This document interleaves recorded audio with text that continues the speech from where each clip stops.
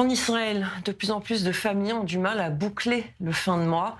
Le 23e rapport alternatif sur la pauvreté de l'organisation La Tête, publié hier, révèle que 26,9% des familles israéliennes souffrent d'insécurité alimentaire, soit une augmentation de plus de 27% par rapport à l'année précédente, c'est-à-dire par rapport à 2024.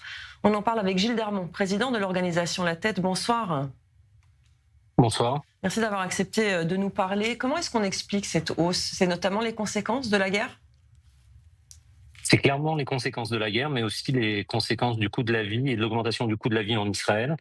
Je crois que il faut comprendre que le phénomène de l'impact économique de la guerre a été accentué pour les familles nécessiteuses. Je voudrais citer 2 chiffres peut-être pour compléter celui que vous avez cité sur l'insécurité alimentaire. C'est celui de, la, santé mentale des populations, nécessiteuses. À travers le rapport annuel de la TEDS, nous avons, mis en évidence que plus de 60 de la population nécessiteuse en Israël déclare avoir vu, sa santé mentale décliner et s'aggraver depuis le début de la guerre. Je crois que l'information, critique dans cette donnée, c'est le fait que cette, ces 66% de détérioration de la santé mentale, eh bien, c'est 2,8 fois plus élevé que la population normative en Israël. Deuxième élément à noter, c'est le fait que plus de 66% de la population nécessiteuse déclare que sa situation économique s'est empirée.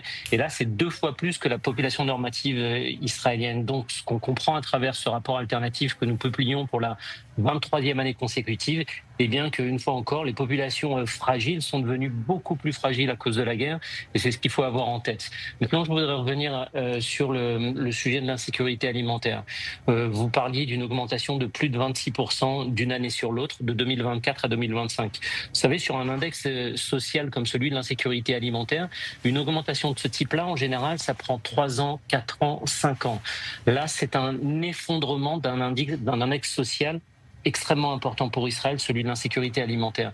Et je crois que c'est un signal d'alarme extrêmement inquiétant que nous envoient ces chiffres-là, que ce signal d'alarme, j'espère, arrivera aux autorités et que le gouvernement prendra sa responsabilité sur ce sujet spécifique. On ne peut pas, d'un côté, déclarer la victoire militaire après 2 ans de guerre et suite au cessez-le-feu et abandonner cette guerre sociale, cette guerre silencieuse que nous livrons depuis de nombreuses années en Israël et qui touche plus de 2,8 millions de personnes. 2,8 millions de personnes sur une population totale de 10 millions de personnes, c'est énorme et c'est quelque chose qui doit nous interpeller et nous obliger à agir. Et c'est ce qu'on fait avec l'organisation La Tête, en étant présent dans le soutien quotidien de plus de 100 000 familles. Oui, effectivement. Alors justement, pour la meilleure compréhension de nos téléspectateurs, concrètement, souffrir d'insécurité alimentaire, cela veut dire quoi?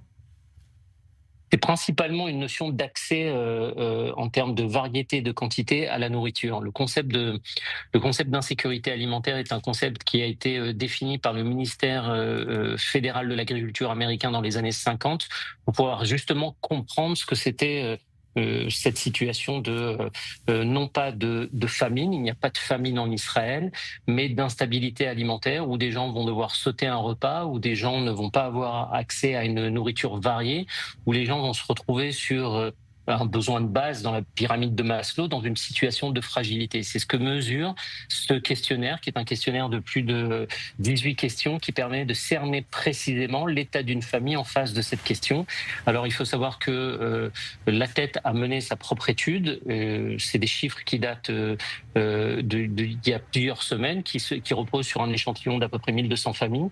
Et le Bitoire Rioumi a publié il y a 15 jours ses propres études sur l'insécurité alimentaire et arrive quasiment au même résultat. C'est-à-dire que la corrélation des études indépendantes comme celle de l'organisation La Tête ou celle du gouvernement montre qu'il y a une explosion sociale autour de cette question et c'est extrêmement inquiétant. C'est du jamais vu depuis 15 ans en Israël. Donc il va falloir réagir et je crois que c'est important que chaque personne comprenne l'urgence, comprennent qu'on doit se mobiliser, que ce soit à travers du volontariat ou le soutien financier des organisations comme celle de La Tête, mais aussi un message à nos dirigeants. On rentre dans une année électorale, il y a des solutions, il y a des mesures à prendre, elles existent, elles sont assez simples. Et il faut que nos gouvernants, nos responsables politiques s'emparent de la question et prennent les décisions qui s'imposent. Oui, d'autant que l'insécurité alimentaire alimente, pas faire de jeu de mots, mais tout de même, les difficultés psychologiques aussi. L'un ne va pas sans l'autre, c'est un cercle vicieux, bien évidemment.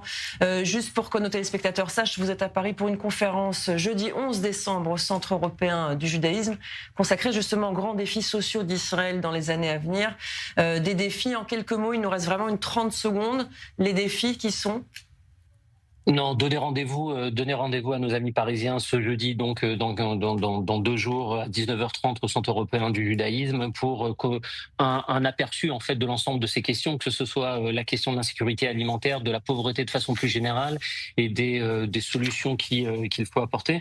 Je crois que il faut bien comprendre que la question sociale en Israël est une menace existentielle. Ce n'est pas un objet, ce n'est pas un sujet résiduel, c'est un sujet qu'on se doit d'adresser sous peine de voir une nouvelle ligne de fracture au sein de la société israélienne et cette société implosée. Donc il y a urgence à agir. Merci. Et surtout il y a urgence à comprendre le phénomène dans son intégralité. Merci beaucoup Gilles Darmon de nous avoir consacré ces quelques minutes. Et évidemment on appelle les téléspectateurs à donner aux organisations. Merci beaucoup.